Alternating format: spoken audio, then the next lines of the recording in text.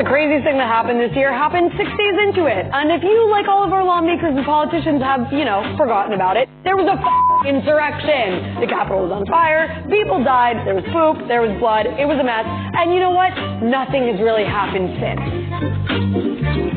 If there's one thing that delivers pure serotonin like no other, the internet rallying around its mutual hatred of Senator Ted Cruz, who left his constituents freezing and dying in Texas to flee to Cancun for a lovely vacation with his family. Good Senator. Britain's top ex-royals Meghan and Harry linked up with some American royalty to spill some hot tea. Concerns and conversations about how dark his skin might be when he's born. And created some of 2021's most enduring memes like, were you silent or were you silenced?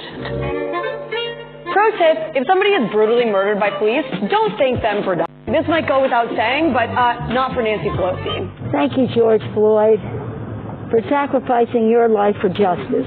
This was one of those moments that truly showed how disconnected our geriatric leaders are. We were all promised a hot girl summer, and many of us didn't get it. The brood-X cicadas did.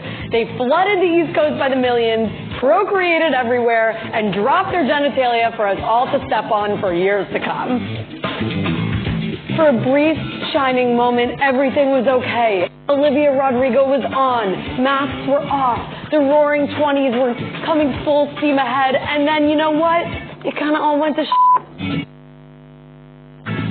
As the world struggled to convince anti-vaxxers to stop sabotaging the rest of us, the billionaire men of our planet decided to leave us all behind in their phallic little rockets. If there's one thing 2021 is going to do, it's symbolism, baby. Okay, so the Olympics are like totally evil, but for whatever reason, I love them anyways. And one of my peak moments of the year was watching Simone Biles stand up in front of the world and say, actually, I, as a black woman, need to prioritize my mental health over your entertainment. Stand that shit.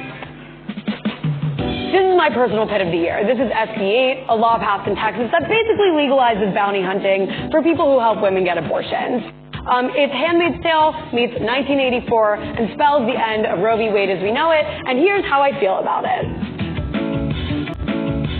The reincarnation of a haunted Victorian child, Mark Zuckerberg, said, don't look over here at all of our platforms contributing to mental health crises.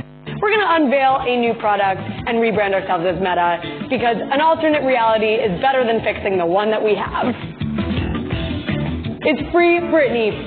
After more than 10 years in a toxic conservatorship, the Princess of Pop is finally free, and she is engaged, and things are looking up, and I'm so happy for her. And as I say to my therapist, stronger than yesterday.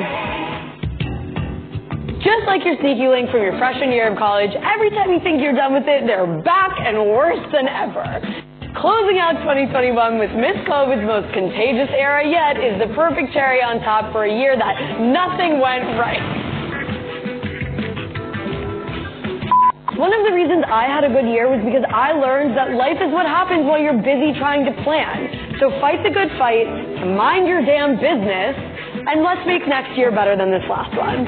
Godspeed, beloved.